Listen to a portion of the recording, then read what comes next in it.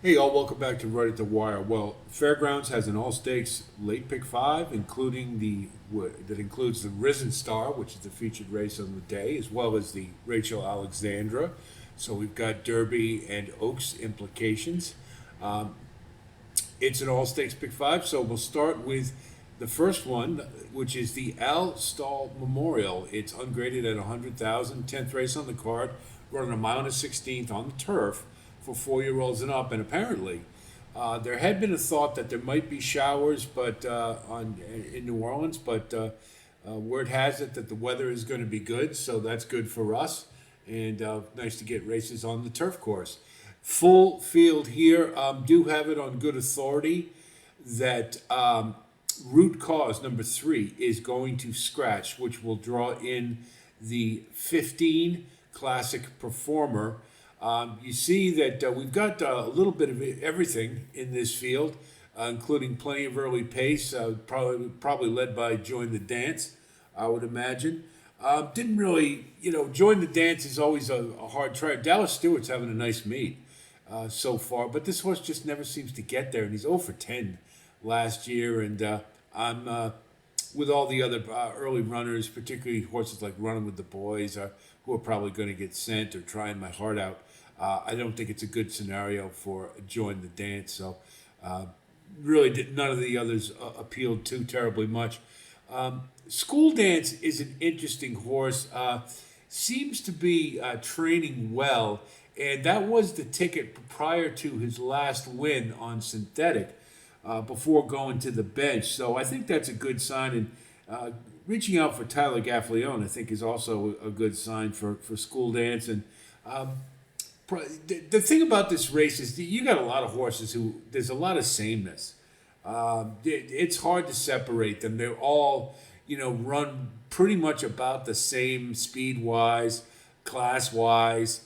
So really, what I'm trying to find are horses with still some upside, a little tread left on the tires, and are in good form. And so, School Dance, we got a lot of 6-year-olds in this race, so they've pretty much arrived at what they are.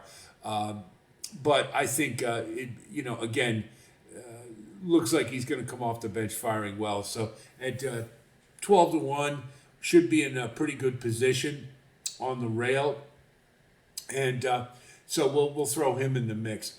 Way to Be Marie is a horse that is awful frustrating. This one I think has talent, and at 4 years old that certainly has room to improve. But she finds a way to lose a lot, and she has run well against older, so there's a little bit of potential there, I guess, and we'll just have to see. But I think she's worth a shot. Again, coming off the bench, and if she's learned anything from last year, maybe a little bit of class relief here. I mean, I think Way to Be Marie makes a lot of sense at 8 to 1. Lovely Princess for Katie McPeak. She's again another one who's a fit here. I wouldn't say she's and has a positive record at the fairgrounds. A lot of horses in here don't.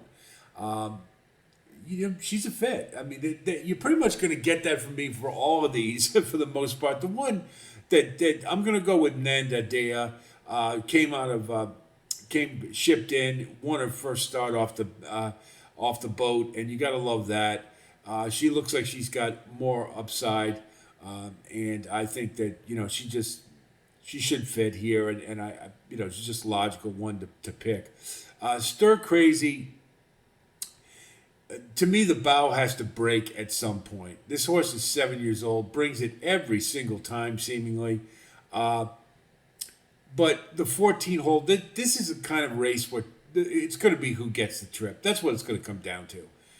So I'm sort of trying to accentuate the horses with better turf jockeys than some of the others. And so, because you're really going to have to work out a trip here. And certainly Irad knows what he's doing on turf, but it's going to be tough to overcome the 14 hole. I think he's more a candidate for under for that reason here. But if anybody can work out a trip, Irad certainly could. I like Tufani from the closers. He's another one coming off the bench. seems to be a little bit more tread left in the tires, and I like his work tab. He seems to be working very well, and at 10-1, you're getting a good price. Again, this is a roulette race. You know, you could just spin the wheel and pick somebody. It is very hard to come up with a winner. So basically, all I did was I'm just going on form, meaning whether they're in good shape, they look like they're ready to run, and they've got solid connections, and good turf jockeys, because that's really what's going to come down to in this race. Awful tough one, a real head scratcher. The second leg of the pick 5 is the Mineshaft. It's a grade 3, 11th race on the card, running 1 mile and 1/16 for 4-year-olds and up. And I do want to make a note that I think might have some pretty big bearing on this race. As we know, a lot of times graded stakes are run without Lasix. However, at fairgrounds, they can run with Lasix. I'm not exactly sure why. I'm sure one of you can enlighten us if you want to post a comment. But this race, even though it's a graded stakes, they are running with Lasix. And looking at this field, you've got a lot of speed. You got Batten Down, you got the Tuscan Sky, Hall of Fame, Maycox Bay, Comorabino, Omoide. Those are all horses who are going to be keen to be up there early. And logically, it would set up for a late runner. And of course, now you've got Catching Freedom, who's making his 4-year-old debut. And we remember how good he was at the fairgrounds last year. And he just made that steady improvement. And he was my Derby pick and just didn't quite get there. But nonetheless, he is back.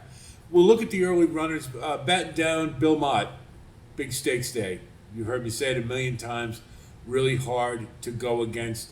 The thing that concerns me about him now, he's 4 now, and so he is older. But when he had to step up in graded company, he really seemed to have lost something. No, he was running against really quality fields, and this isn't a field comparable to some of those, but it's just a little concern I have with this horse. The other thing is he is really going to have a lot of competition for the front end. And I think this is the only way this horse knows to go. And if he doesn't get the lead, I don't know what that means to him. He's got speed to his inside, and in particular with Hall of Fame, who's another one who's going to really want the lead. I think it's going to be very difficult tactically for Batten Down to get where he wants to. So while I think he's certainly a horse to use, I just think he's a little up against it tactically. And really what it comes down to is I like Hall of Fame better. He's a gun runner at 4, and he's clearly improving. Now, what's the knock on him? Of course, he hasn't faced a lot lately. And that last race was a walkover. It was a 5-horse field, and he got to the lead, and he walked home. I get it, and I don't blame anybody who has reservations about him. But also note this. He's 3 for 3 with Lasix, and he gets it here today.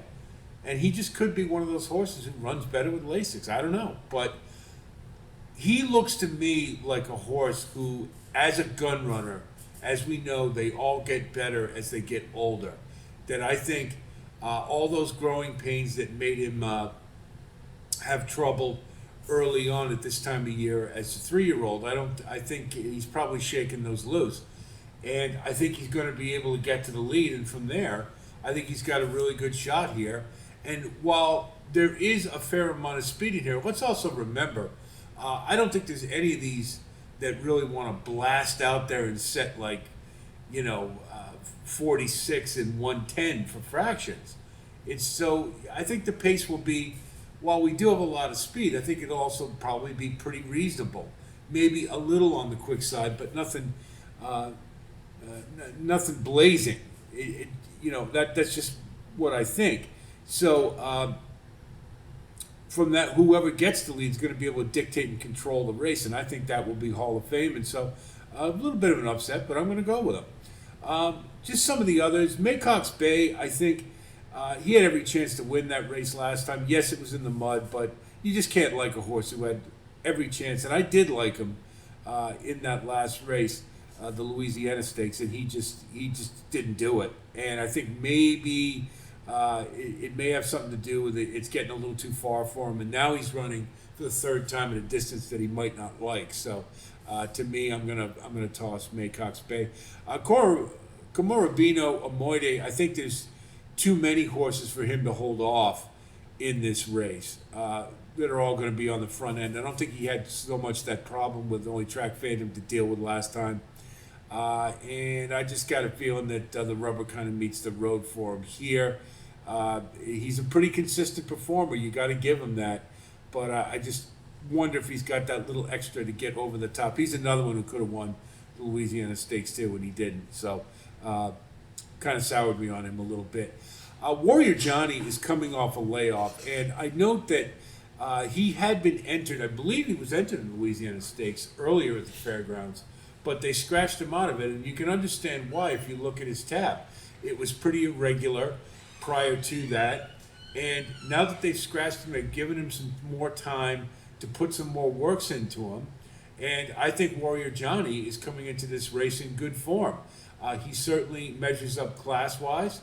Tactically, he should be behind the leaders, and if it does get a little quick, he's got his chance to be right there. And so I like Warrior Johnny in the spot. The only concern I kind of have is that while I really like Phil Bauer as a trainer, he's not so great outside of Kentucky, and that's a little bit of an issue. But it doesn't mean he doesn't know what he's doing when he leaves the state of Kentucky. So that's liable to change. And so I like Warrior Johnny. I think if you're looking for a horse as an alternative to some of the speeds, he would be a really good choice, I think. Heroic Move just kind of leaves himself too much to do late. I notice you look at his fractions, that particularly when he gets in the graded stakes, he's further and further back, and that tells me that maybe there's some class questions, and I think he can get underneath. He's pretty consistent sort. Fatten up your bottom of your try, but he's not a candidate to win in my opinion. Catching Freedom is, the aforementioned. I love this horse, and I love the way he just got progressively better as a 3-year-old. And he's getting Lasix, which he's never run on before, which is interesting. And Brad Cox has a very good percentage. I believe he's 33% first-time Lasix. So who knows what that'll do. That may give him another gear that we haven't seen. You don't know. But we also know that he does like to come from behind. And they all know that. And again, you have horses who don't necessarily want to just run like, somebody like Pipeline, who usually just gets out there and goes as long as he can, as fast as he can. So I think it might be a little overemphasized that there's this many early runners. I still think the pace will be pretty reasonable. It'll have to be because they don't want to set things up for Catching Freedom. He's certainly a win candidate, and I can see him winning this race without a doubt. But I do wonder if the pace is going to be quite as hot as people might think it is. So for that reason, I'm going to go with Hall of Fame because he'll be on the front end. And I just want to mention Tuscan Sky. What do you do with this horse? Honestly, which one shows up is the question, right? Sometimes he's good, sometimes he sucks. And you never know when that's going to be.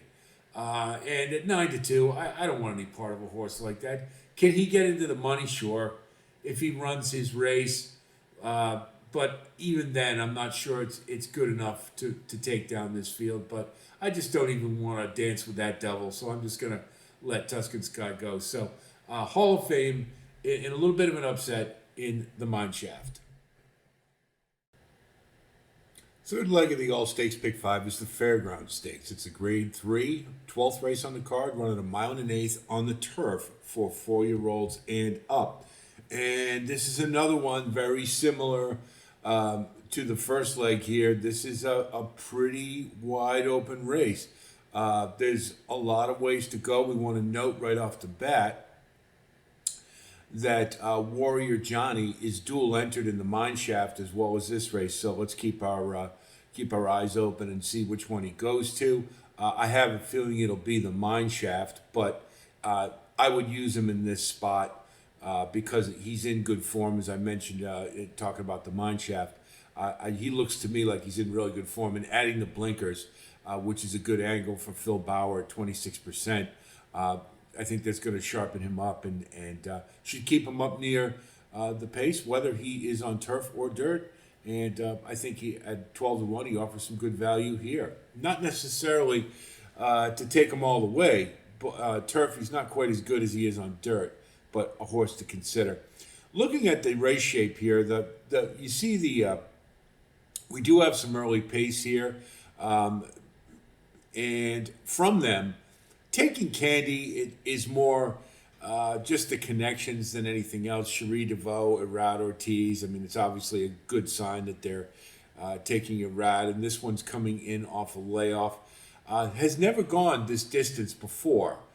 And Twirling Candies that I love in races, just a great sire. They always bring it.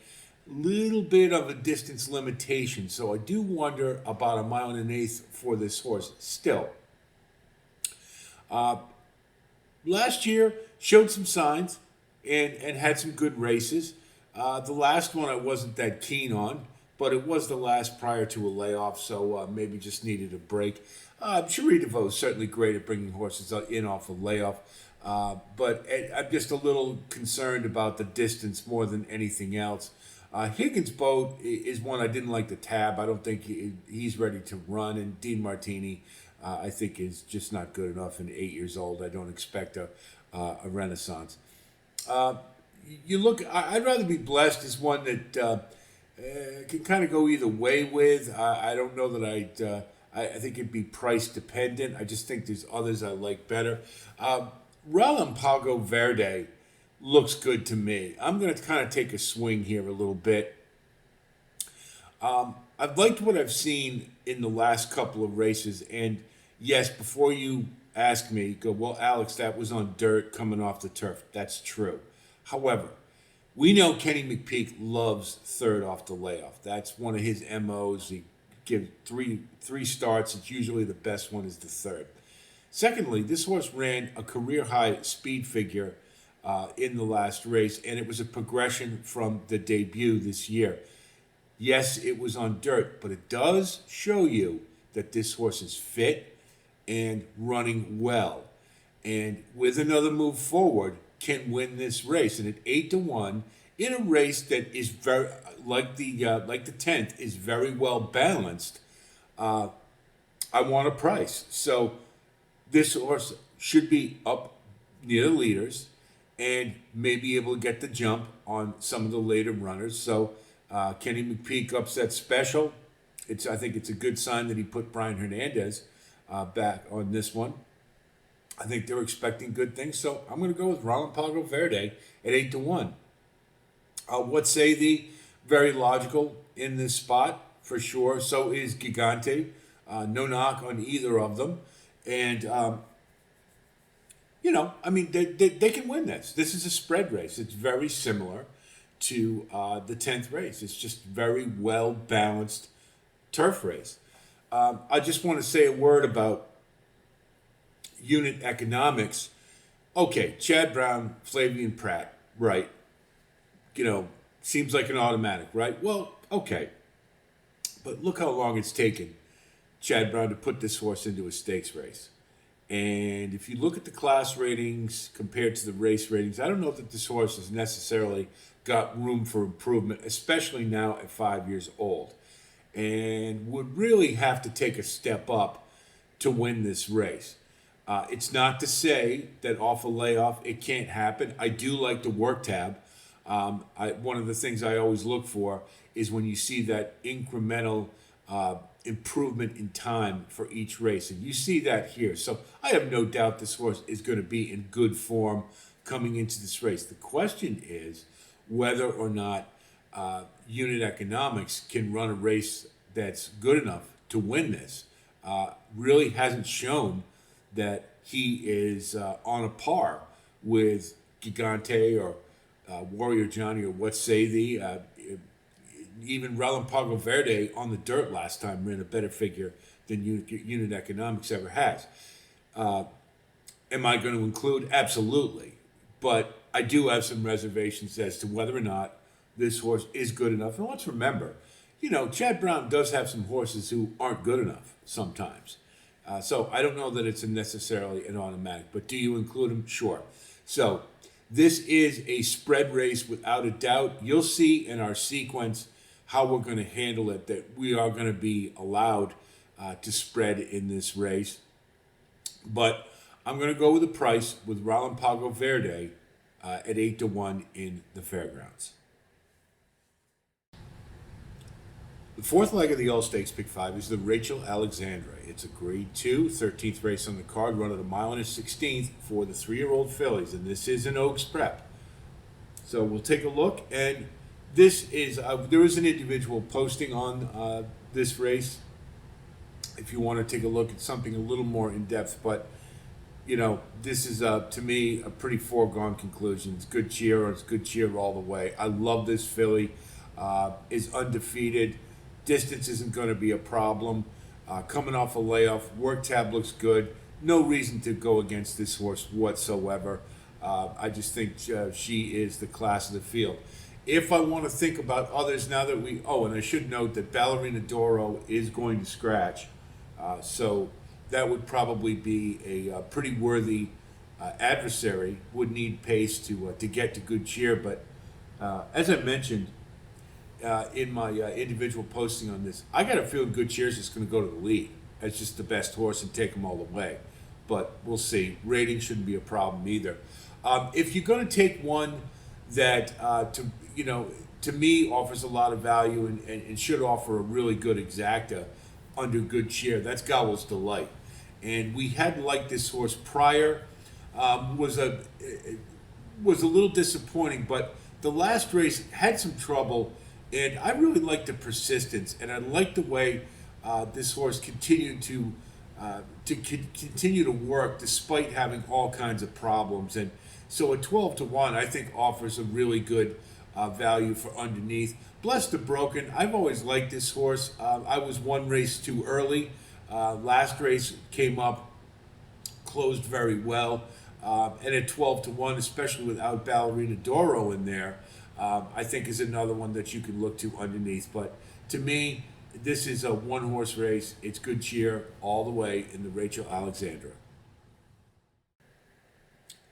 Final leg of the All Stakes Pick 5 is the featured race. It's the Risen Star, a Grade 2, 14th race on the card, run at 1 mile and an 1/8 for the 3-year-olds. And this is a 50-point Derby prep.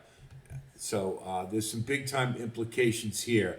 We've got a full field of 13, and this race is, East Avenue. You just sort of have to go with. I think you do. This horse just showed so much ability at 2. We'll draw a line through the Breeders' Cup. We're not going to worry about that. But I think if this horse, has a favorable post, the work tab looks really good. I love those incremental improvements in distances, as I mentioned in the last post, and they were all at 5 furlongs. This horse is ready to run a big one, I think, without a doubt. So, to me, East Avenue, the pick to win it. We do want to note that Jonathan's Way is expected to scratch tomorrow. And I was going to use him, as you can see, but I was not keen on him winning this race. I think he's got some distance limitations, being by Vekoma. Oh, and incidentally, we do have an individual posting on this race if you want more in-depth analysis. Looking at the others, I think everybody's playing for second, but if anybody's going to beat East Avenue, I like Vasimo for Todd Pletcher. And this horse is showing incremental improvement, one start after the next, runs very professionally, should be rating off American Promise, who likely will take the lead, and has to take a move forward without a doubt, but has 2-turn pedigree. This one looks to me like it meets her right between the eyes. If East Avenue falters in some way, I think Vasimo is going to be right there to pick up the pieces at 8-1. A good value play, and I like this horse. I think can take this race. Built, of course, hasn't really done anything wrong. And to me, as I mentioned in my individual post, Built is kind of like the Rodney Dangerfield of Derby horses. You know, he just keeps doing what he's supposed to do, and he doesn't really get any respect. I thought his LeCompte was a good race given the post position. He did kind of get trapped inside a little bit, but he was still able to work out a good trip. And, you know, he really, but for Disco Time running just a really Herculean effort, Built would have won the race. So he ran a good race. I just was a little, there's a bit of disappointment there in that he didn't win the race, let's say. And the figure came back a little light. And I thought he had a more favorable trip, despite the fact he was inside, because he saved ground, a lot more ground than Disco Time did. You couple that with the fact that the gun runner, the pace was, you know, he had a nice, soft, easy lead. I don't know about him yet. I just don't. But can you use him underneath? Yes. And I think he's a solid horse. Now, we look at the ones underneath, and without Jonathan's Way in there, I'm going to throw in Giacoso. And this is a horse I really liked at 2. And when he ran in the Iroquois against Jonathan's Way, he was at 38-1. And I really liked him that day. And I'll tell you, he made a nice move on the turn, flattened out a bit, but I think he showed that, you know, the dirt is, he's been running on turf, but dirt is not foreign to him. And he has his best speed figure on it. With a move forward at 3, he's another one that could surprise. And, you know, again, if East Avenue falters, then it's probably going to be a big number. And I think Giacoso stands every chance if he can take a move forward to be there. So one you want to think about at good odds for underneath primarily. Chunk of Gold is another one that, again, the synthetic to dirt angle, and we've talked about that, tried to explain what that actually means.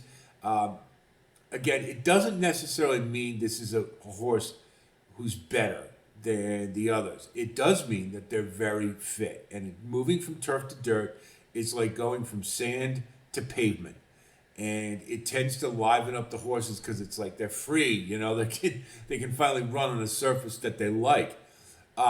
Chunk of Gold had a really nice second in the Leonidas, is showing steady improvement.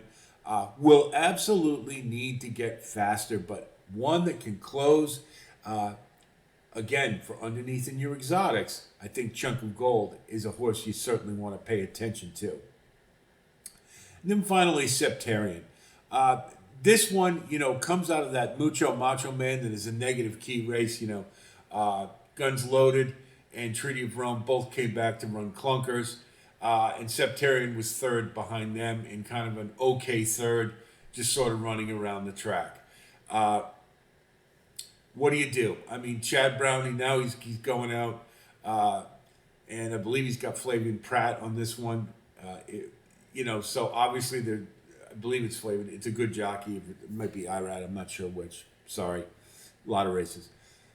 But this one, you know, they obviously see something, but also remember, this one is owned by Resolute Racing, who, you know, is battling Mike Rapole to see who's the most obnoxious owner on Twitter.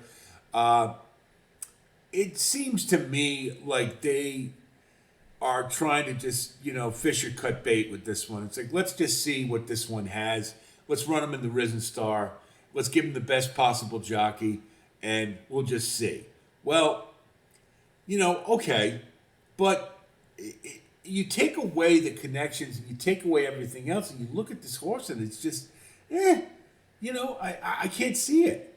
But I'm going to use him, but reluctantly. And at 12-1, he's looking to me like a wise guy horse, and now he's probably going to get bet down because of the connections and because of the things I just said.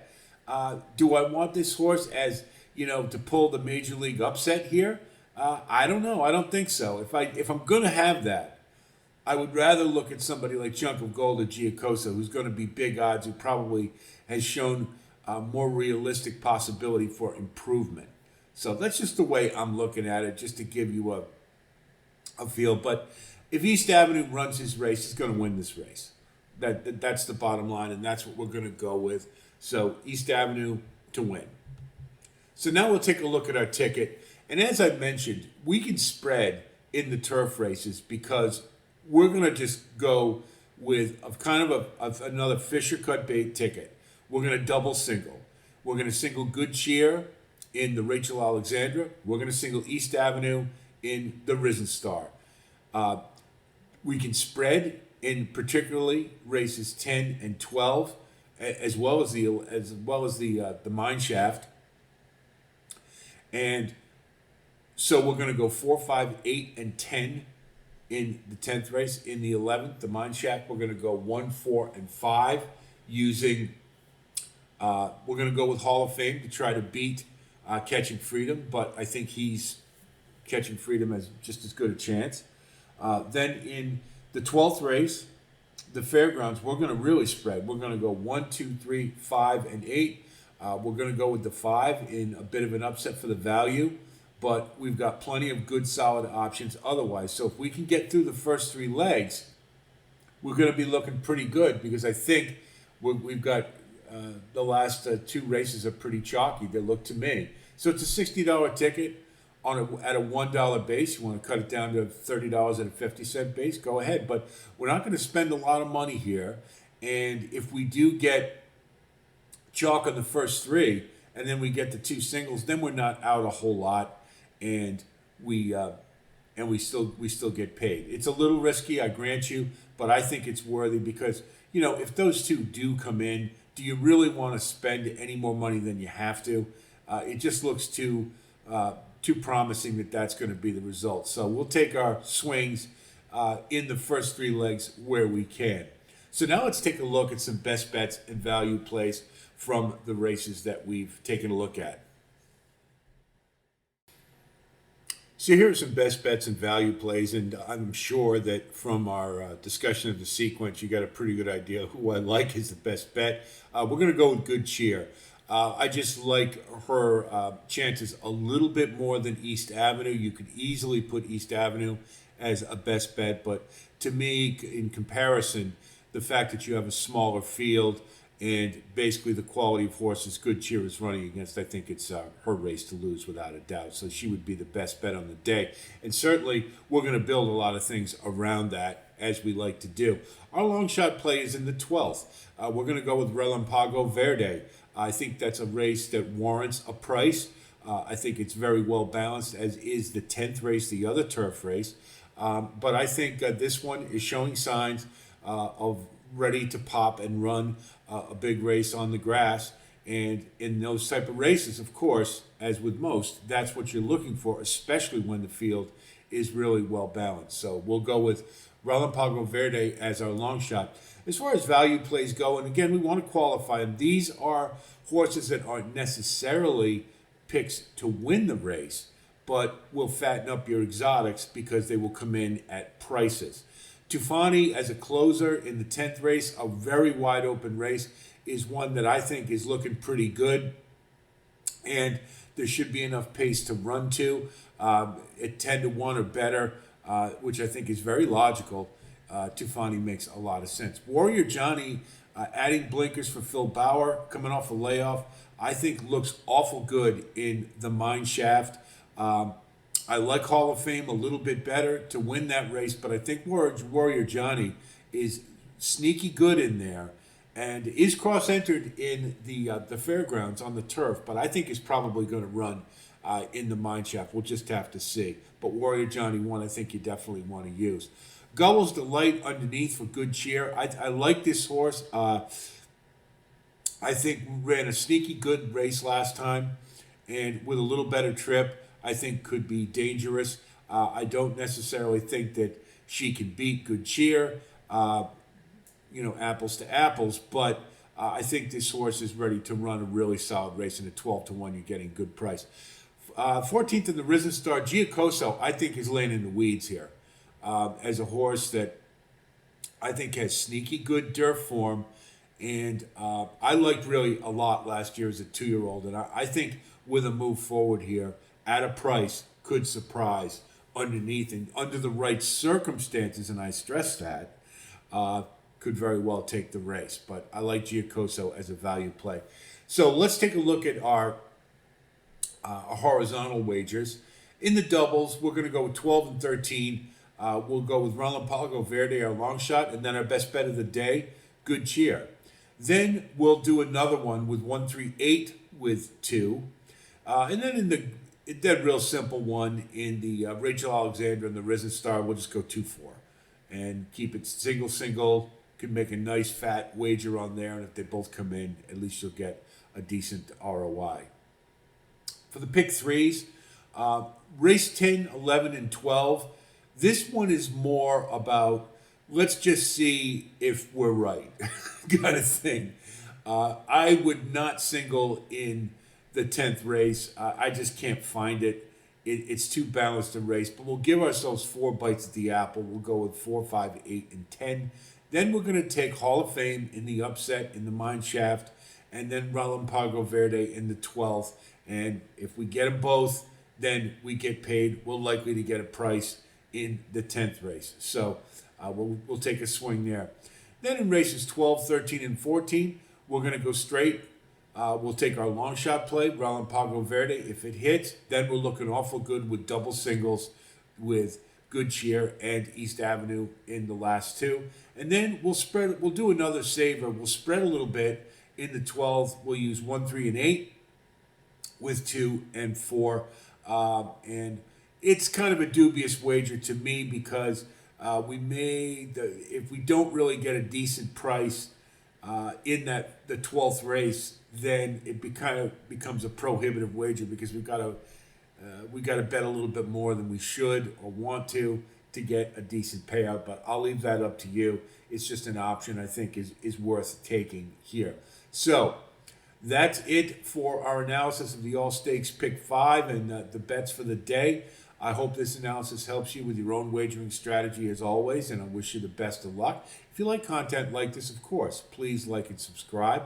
Thanks to all of you who have come on board. We do have individual postings on the Sunland Derby, the Rachel Alexandra, as well as the Risen Star. So if you want a little more in-depth analysis, go on over and take a look at those. Derby Trail is starting to heat up. I'm getting excited. I'm sure you are as well. We've got another big weekend of Derby preps next week, so be on the lookout for postings of that. Plus, I think we're going to start with our Derby top 10s now that we're into the significant races, the graded ones. So we'll have those as well.